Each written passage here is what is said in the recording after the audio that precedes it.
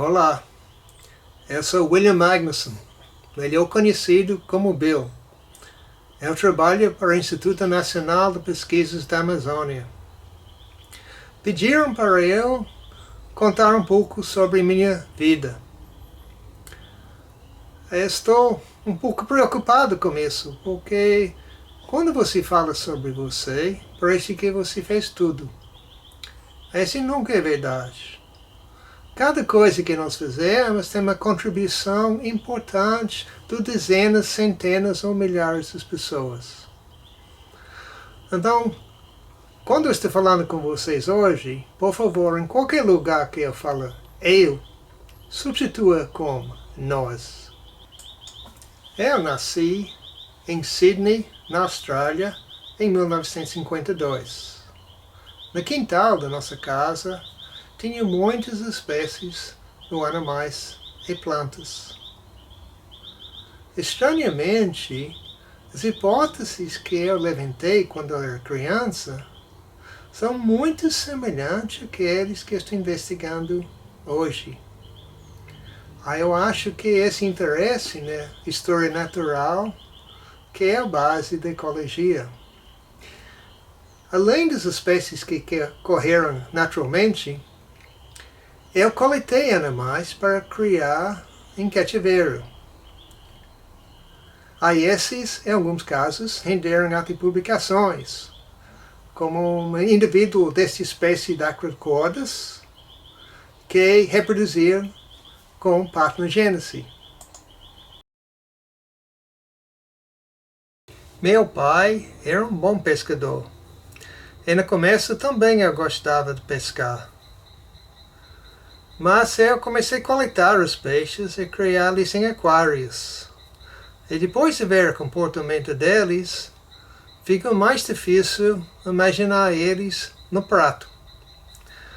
Então eu comecei a mergulhar para observar os bichos embaixo da água. Esse mudou tudo que eu pensei sobre peixes.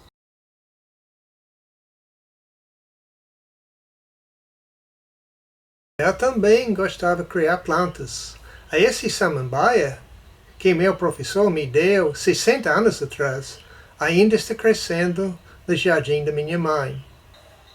Muitas das espécies mais bonitas da região eu só consegui criar quando eu comecei a entender a relação entre o solo e a água subterrânea, um assunto que eu ainda estudo na floresta amazônica. Eu fiz meu bacharelado na Universidade de Sydney. Eu estava interessado na ecologia de várias espécies de mamíferos. Mas acabei fazendo a equivalente de monografia sobre a fisiologia renal de duas espécies de mamíferos, ratos lutriolas e ratos fuscapés.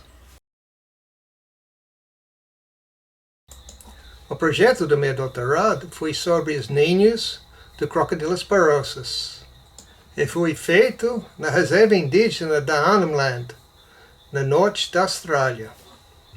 Eu tive a sorte de ser orientado por Graham Coley, um dos maiores ecologistas do século passado, e Dr. Gordon Grigg, um dos principais fisiologistas do tempo.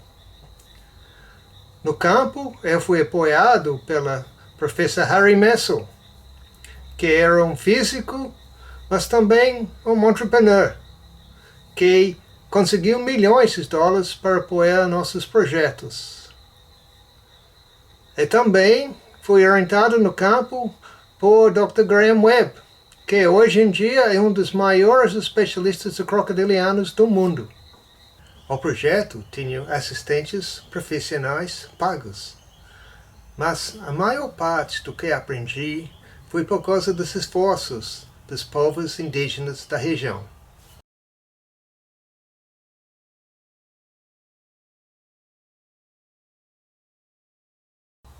Eu podia usar um navio e várias embarcações menores, mas a maior parte do tempo eu deslocava a pé. Esse não sempre foi muito fácil. A tecnologia da época foi muito diferente da tecnologia de hoje. Esse é um exemplo de um gravador autônomo dos anos 70. Minha armadilha fotográfica foi uma filmadora de 8mm com intervalômetro. Este termômetro digital registrava a temperatura dentro do ninho durante o dia inteiro e permitiu que eu registrasse o que acontece com o ninho quando um ciclone passou e inundou o ninho com mais que 1 metro de água. A história natural é muito interessante, mas ele poderia ter utilidade limitada para a conservação. Então nós usamos a avião do projeto para fazer levantamentos aéreos de toda a norte da Austrália.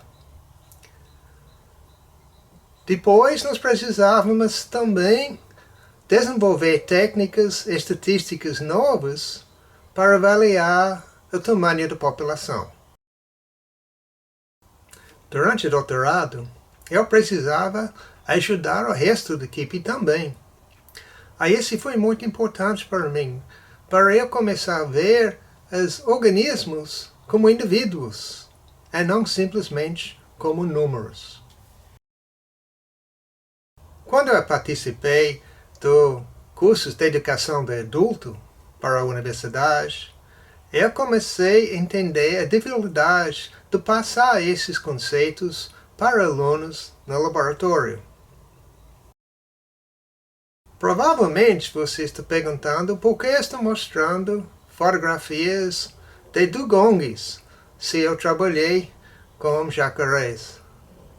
Eu só estou mostrando esse porque eles são sirênios.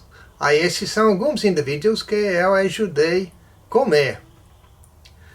Mas, estranhamente, esse tinha um efeito muito grande na minha vida. Eu fui contratado pelo Instituto Nacional das Pesquisas da Amazônia, no Brasil, como um especialista em sirênia, apesar da minha experiência ser somente ter comido alguns. Cheguei em Manaus em abril de 1979 para trabalhar no projeto de mamíferos aquáticos.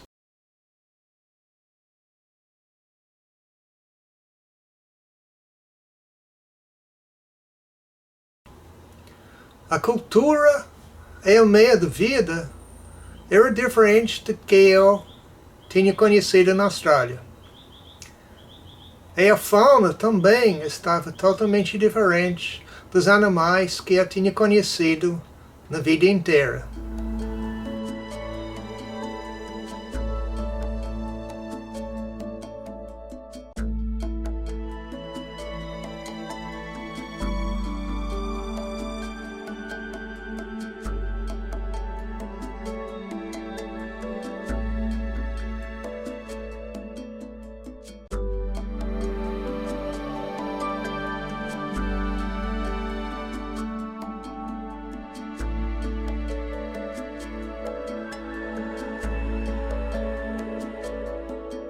Trabalhar em grandes rios também foi novidade para mim. Mais água desce no Rio Negro que todos os rios da Austrália juntos. Quando eu estava transferido para o Departamento de Ecologia, eu comecei estudos dos jacarés de novo. A maioria dos lugares no mundo tem no máximo 2 espécies de crocodilianos. Mas na Amazônia, tinha 4 espécies de jacarés. Trabalhar com os jacarés dos grandes rios era interessante e rendeu bastante publicações. Mas o que me interessou mais era o jacaré caroa, o jacaré da floresta. Essa espécie tem biologia diferente de qualquer outro jacaré do mundo. Estudos de dieta mostraram que esta espécie de jacaré está comendo mamíferos a tamanhos que outros jacarés ainda estão comendo insetos. Mas o mais interessante é a reprodução. A floresta é frio. E os jacarés usam os cupinzeiros para esquentar seus ninhos e permite que eles atinjam temperatura suficiente para produzir machos.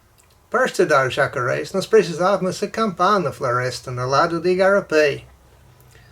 Nós andamos na floresta, nós mapeamos os igarapés, e quando nós mergulhamos atrás dos jacarés, nós encontramos outros organismos, como Rhinemes rufipes, que antes de nossos estudos foi considerado um dos colônias mais raros do mundo.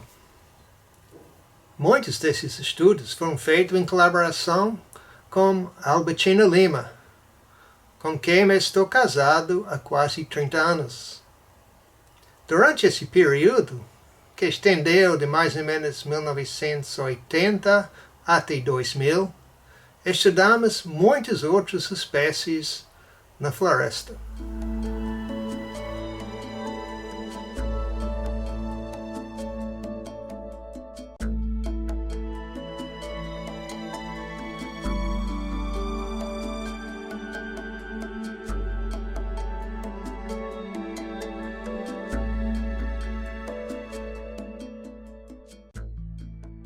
Um dos resultados mais surpreendentes, que saiu em grande parte de colaborações com o pesquisador Jean-Marc Hero, foi que os peixes, em vez de prejudicar os ovos de sapos, como foi reportado para sapos da Europa, os peixes estavam protegendo os ovos de sapos de outros predadores e permitindo que desova na água ocorreu principalmente onde tinha peixes. Paralelamente, nós trabalhamos muito na região da Alta de Chão, onde tem áreas cobertas por savana amazônica. Muitas vezes em colaboração com Tânia Saniotti.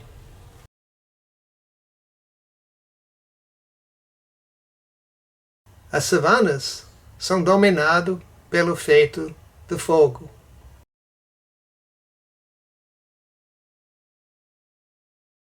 Nesta região também nós dependemos muito da ajuda das pessoas locais, como o seu Deco, que é uma das pessoas mais envolvidas na conservação da região.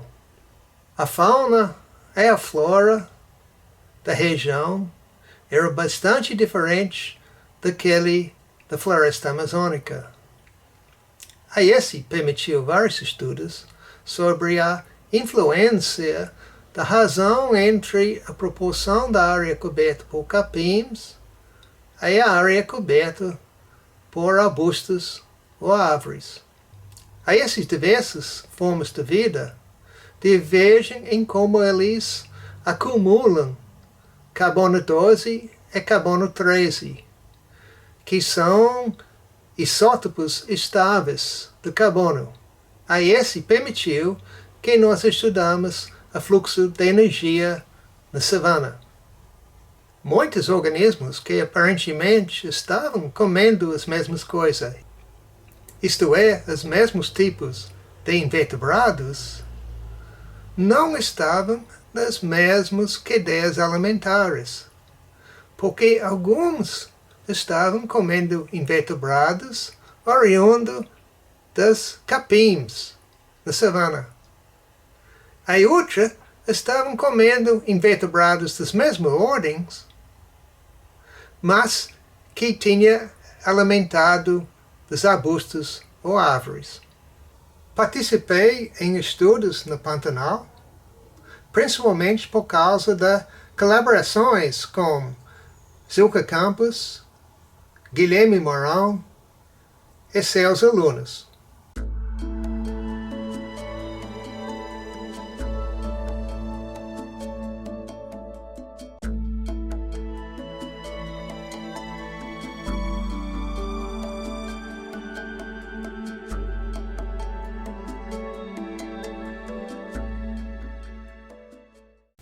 Participei em estudos no Rio Grande do Sul, principalmente em colaboração com Maria Teresa Queiroz Melo, melhor conhecido como Tereca.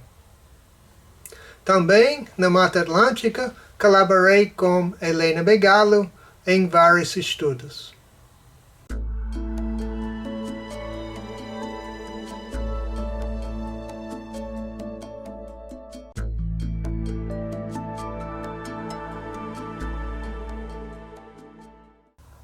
As experiências das minhas primeiras 2 décadas no Brasil me convenceram da importância de 3 aspectos de estudos ecológicos.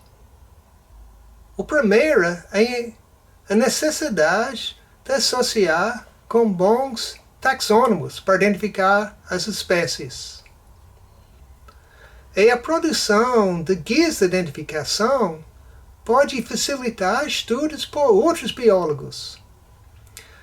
E também poderia interessar alunos começando para entrar no campo de biologia. Em colaboração com especialistas da área de sistemática, nós produzimos várias guias de identificação e continuamos produzindo até hoje.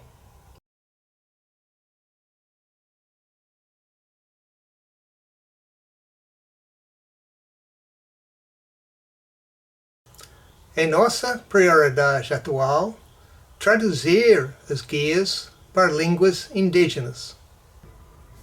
O segundo grande desafio ocorre porque processos ecológicos não ocorrem na escala do tempo previsto em editais de financiamento de pesquisa. É necessário deixar os dados disponíveis para futuros pesquisadores.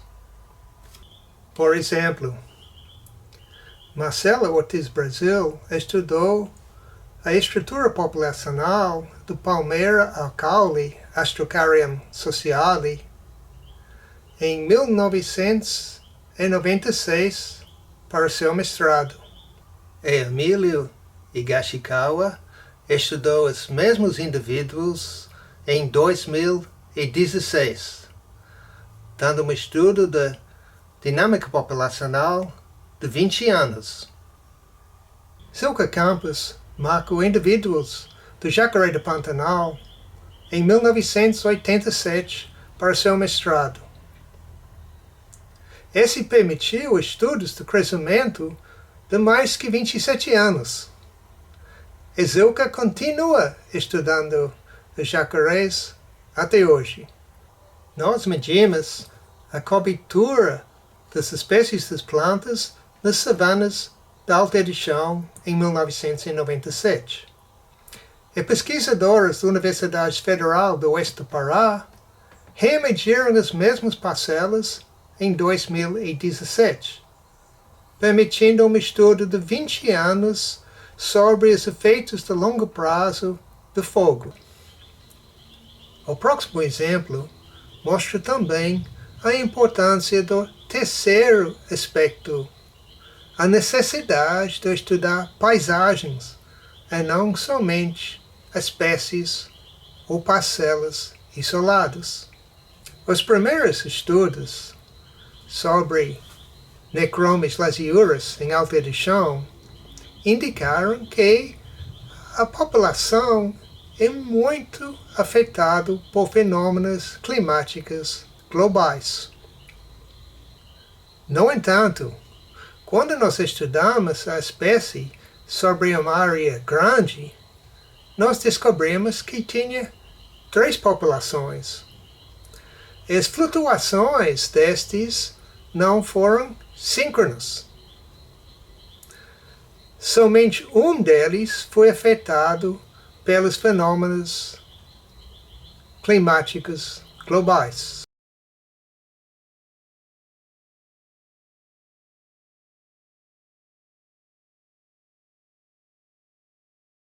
Ana Albanaz liderou os estudos em Alta de Chão para mostrar da forma que os dados poderiam ser usados em biologia sistemática de conservação.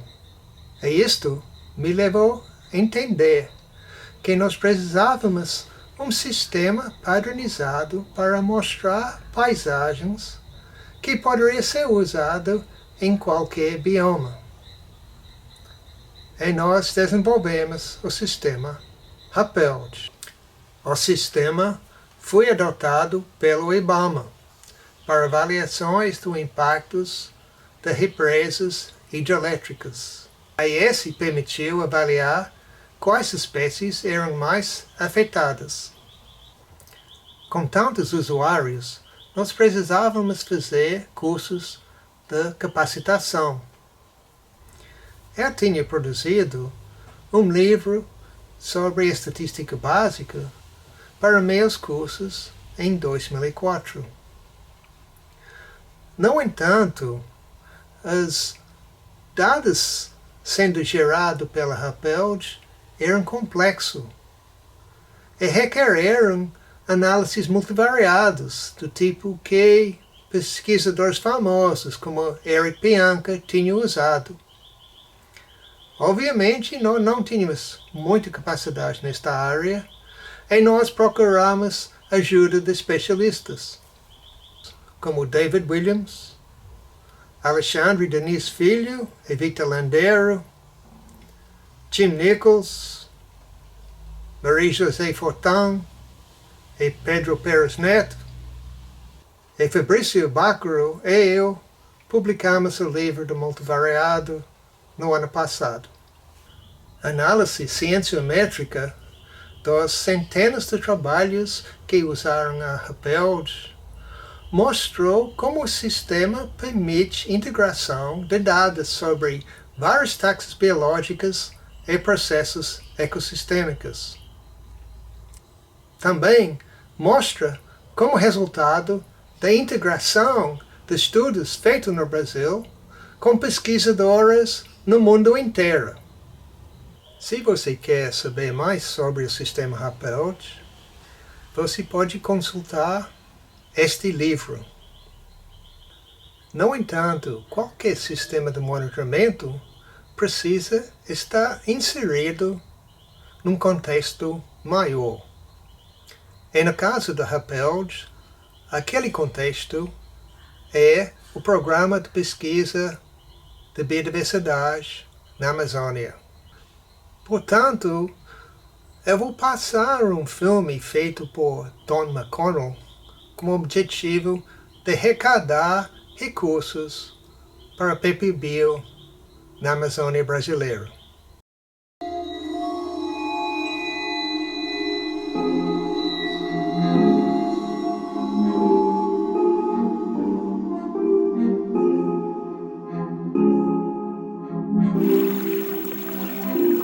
The Amazon is the most biodiverse region on Earth, and we have to understand why.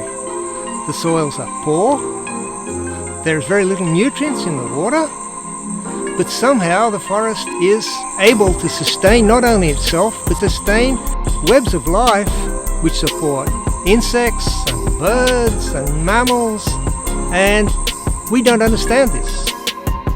We don't understand how all this complex diversity of life has been sustaining human populations for thousands of years as well.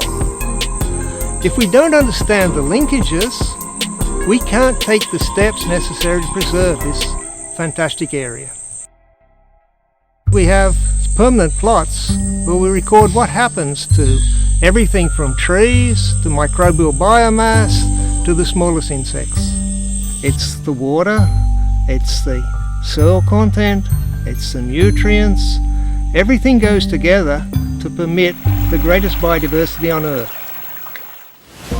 Eu sou pesquisadora do INPA, faço parte do PPBio. Minha especialidade é cogumelos, Venho trabalhando com micólogos do mundo inteiro. O que mais me interessa hoje é trabalhar com os povos indígenas, onde a gente consegue dialogar e unir os saberes tradicionais com os saberes da comunidade científica e tentando trabalhar juntos para manter a floresta em pé. Então chamou a atenção do mundo todo para esse produto, que hoje é bastante valorizado e as pessoas gostam de comer uma coisa coletada por um índio Yanomami num ponto da Amazônia que eles não podem ir lá.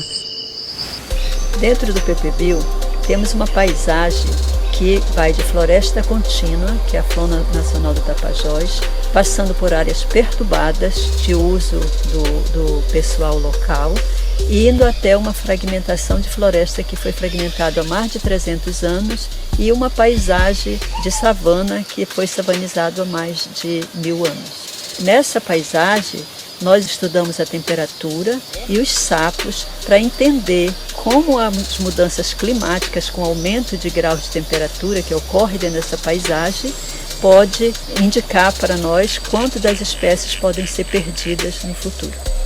Isto mostra que não é só o aumento da temperatura, mas a interação das mudanças climáticas e a fragmentação.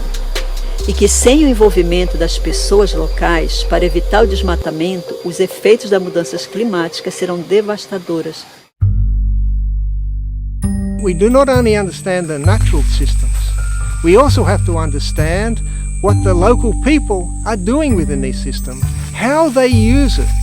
Because people have been interacting with the Amazon rainforest for at least 9,000 years, and they've had quite large communities for at least 2,000 years.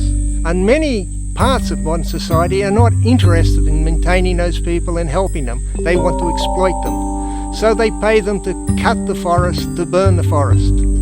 What we are trying to do is educate them in ways that they can make use of the forest, they can improve their life quality, but at the same time, they will not damage the biodiversity. Se juntar todos os órgãos na finalidade de ajudar e preservar a nossa reserva, vai ficar muito bem protegida e todos que moram dentro da reserva, eles vão poder ter o sustento sem atacar, sem agredir a natureza. Cada um profissional que vem, a gente acompanha. A gente acompanha diversos profissionais, diversos instrutores, e a gente aprende de cada um a qualidade. Everything we do is really a mixture of modern science, traditional knowledge, and the economic needs of the local people. People have been cutting the forest for thousands of years, but when you cut a little patch of forest, the forest regenerates. It has an incredible capacity to return. But the problem is now we're cutting huge swathes of forest, and it's followed by burning. And if you cut and burn and plant grass, you can probably never get it back. Quando acontece uma devastação, que nem aconteceu uma queimada criminosa aqui, a floresta se acaba. Toda aquela riqueza vai embora junto e não volta mais. If we don't maintain the system, if we don't take away the incentives to cut and burn, we will not only lose all of this biodiversity, we will also lose a huge economic resource. O meu medo de acabar o PPBio é que finalmente a gente construiu uma equipe científica boa. Nós temos indígenas em vários locais do interior muito remoto da Amazônia que depende desse diálogo. E sem o PPBio, o meu maior temor é desconectar toda essa rede que a gente construiu nos últimos anos. E se acabar os pesquisadores, vai parar por aqui. É uma coisa que não vai mais evoluir, vai diminuir. Então, se a floresta diminui, o conhecimento das crianças que vivem dentro da floresta vai parar. Então, isso aqui é um sonho que ficou parado no tempo. The Amazon controls much of the climate of the world. If we lose the Amazon, we lose much of what sustains human society. It's not enough just to have international agreements about climate change. We have to involve the local people, because millions of people are chipping away at the Amazon a few hectares at a time. If we reach the tipping point and the Amazon turns into a savanna, this will have consequences not only for the Amazon, for the people who live there, but for people all over the world.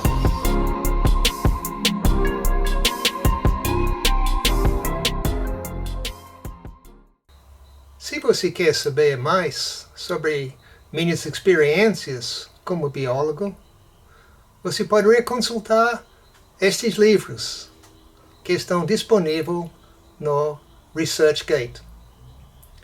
Infelizmente, eles ainda não foram traduzidos para português, mas estão cheios de fotografias. Muitas vezes, alunos perguntam para mim como planejar a pesquisa. Aí eu diria, começa indo para campo e deixando os organismos apresentam as perguntas para você.